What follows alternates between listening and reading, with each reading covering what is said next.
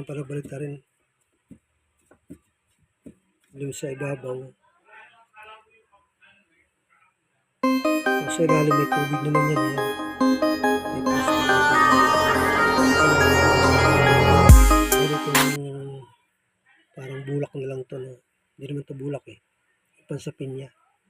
Sa ibabaw. Yan ang pinaka naglilimlim sa kanya sa ibabaw. Yan ang parang dumadapong. Parang manok ba siya? Siya ang umuupo dyan.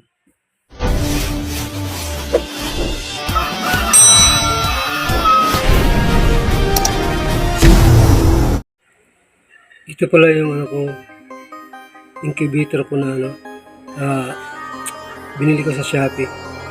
Nakaset lang siya ng 37.7. Kasi dyan ko nasubukan itong maganda magpisa ng sisiw. Pero yung itlog pala pag maganda talaga, pag magiging sisiw talaga siya. Kapag hindi talaga siya maging sisiw, talagang hindi siya mabubuo. Ito nakaset siya ng 37.7. Pag bumaba siya, umaano siya ng 37.6. Umiilaw siya dito. Magkakaroon ng ilaw yan dyan pag bumaba. Ang dalawa na yan. Magkakaroon ng ilaw dyan pag 37.6. Tulad niya bumaba siya ng 37.6. Hanggang dyan lang yan. Tapos tatas na yan ng babalik na naman sa 37.7.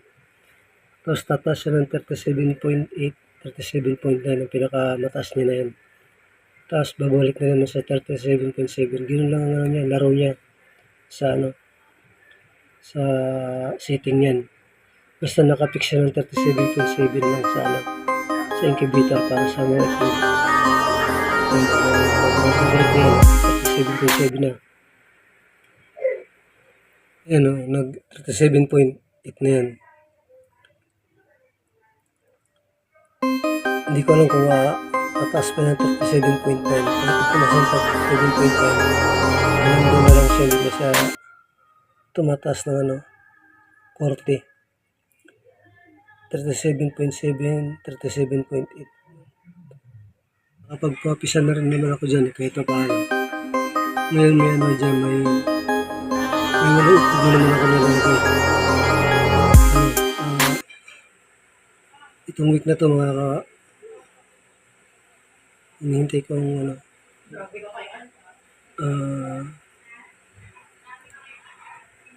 mapisa siya. Ngayon 27 ngayon. 3 days 4 days mapipisa na kasi yan 9 ng January ko linagay. Ngayon 27 na siya.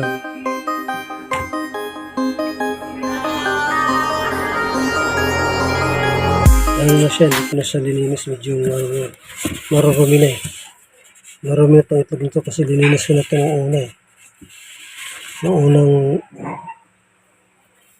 itlog ko ng manok dito, lininis ko na ito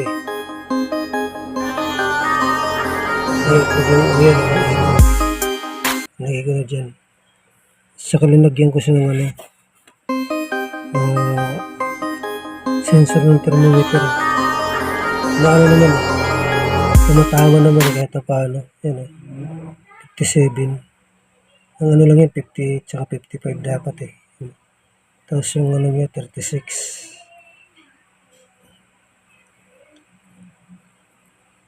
Ang temperature ng incubator. Pero nilagay ko sa 37. Kasi nasubukan ko na rin naman Ito kayo na itlog niya hindi ko nag-aalang nilinis kasi nung unang naglagay ako dito na lininis ko, nakailang linis kasi yun kaya parang nagkaroon siya ng problema, parang naglilik yung itlog niya pag pag nasa malapit na ba siya ma-hatch. Naglilik siya, nagkakaroon siya ng mga tubig, parang may tubig na naglilik sa itlog. Kaya hindi na ako naglilinis ng itlog niya masyado. Lininis ko na 'to nung una, eh. Malinis na 'to, eh, kaso lang nung nilagay ko na dun sa itlogan ng nanay nito, bale itlog 'to ng ano, eh, white kelso.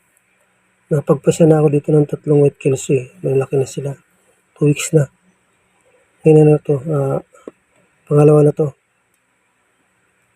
Nung una kasi nilagay ko dito ng itlog ng white kelso, hindi napisa kasi naano siya, nasobrahan na ba siya sa ano, sa linis.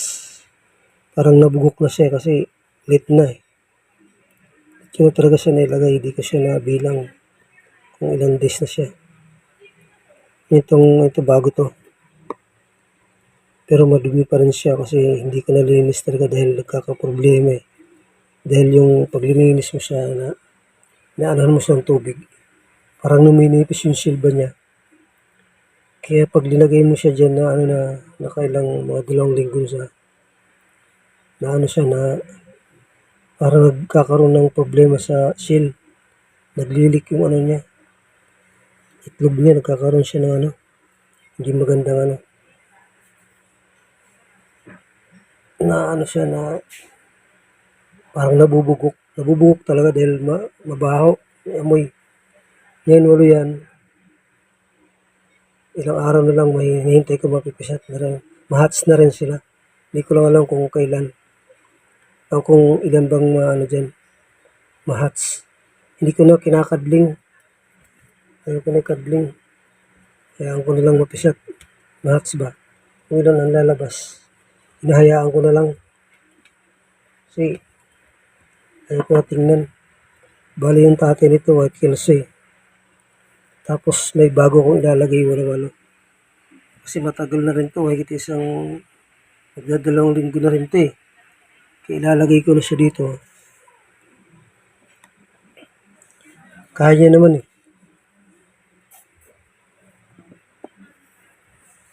Kaya niya maglagay ng ano, marami itlog. Malaki naman ang space, eh.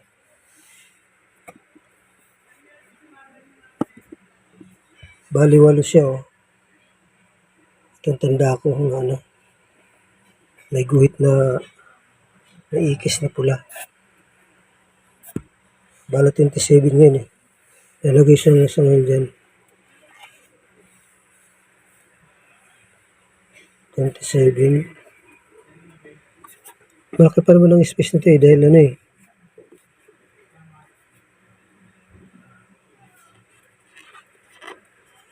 Mahirap na kasi patagalin to dahil ano na to, eh, magdadalawang linggo na rin yan, eh.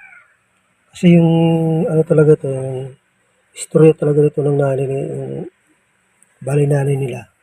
Yung inahin ba na nangingitlog dito? Alam mo kung ilang ang itlog nila lahat? Ilang ang itlog niya lahat?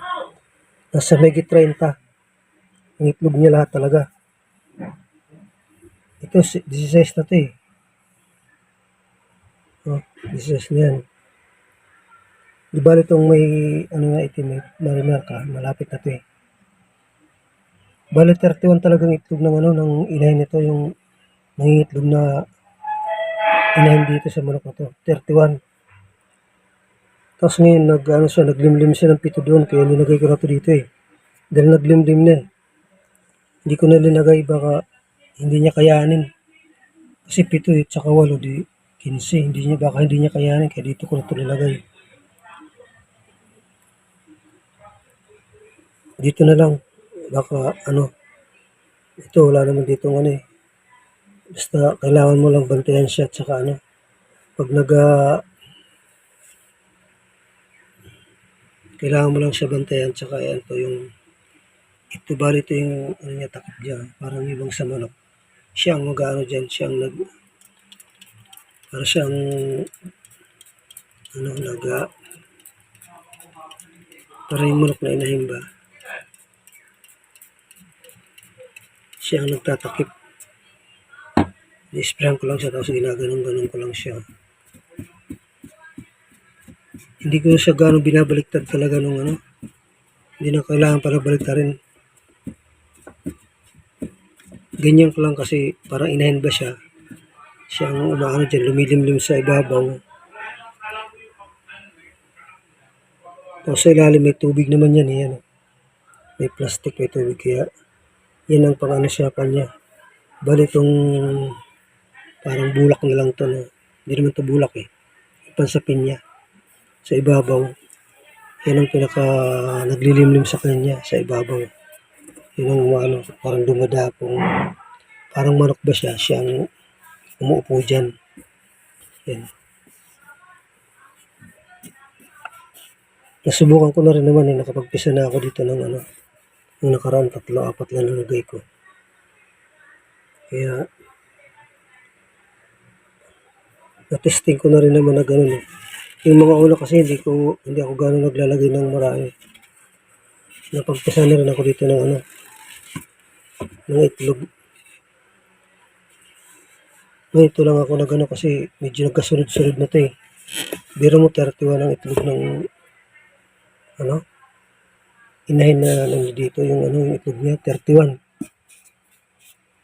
Yung unang itlog niya 6, kaso yung dalawa yung ano, kinain ng dalawang itlog, kinain ng isang inahin doon, pero di pa sarang yung itlog, kinain niya yung itlog. Kaya nilagay ko na yung 4. Kasi yung inahin na 'to, hindi ko alam kung mangingitlog ba o kung maglilimlim ba ano. Kasi minsan umuupo siya tapos bababa, tapos hindi na babalik, kaya hindi ko alam na gano'n ang mangyayari, na itlog, lilimliman niya sa bababa, tapos hindi na siya babalik. Kaya hinayaan ko na sa mga itlog ng mga itlog, karang ko ito, akala ko hindi na maglilimlim, eh. Ngayon naglimlim doon. Siguro nag-umpisa maglimlim kung hindi ako nagkakamali kahapon. Kasi pag Sabado kasi ng umaga, umuwi ako sa Maynila. Yan, bumaba siya ng 37.6. Pero nakasiting siya ng 37.7 talaga. Yan ang siniting ko dyan. Nasubukan ko na rin naman, eh. Yun ang ano niya. Okay naman siya, eh. Pag hindi talaga mabubuo yung itlog, hindi talaga siya mapipisat. Pero kapag magandang itlog, nabuo ba siya, yung yolk niya hindi mabuo talaga, nagiging sisiw naman, eh.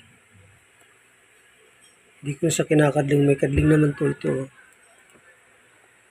Ayaw ko magkadling-kadling, hayaan ko na lang na kung may sisiw na ilan ang lumabas. Yun lang hinihintay ko. Kung lalabas ba siya o ano. Itong linggo na ito, makakapagpapisat na ako dyan sa unang 8 na magkakahats na rin yan. Lunes ngayon, baka sa Huwebes o Biyernes, mag-hats na yan din sila.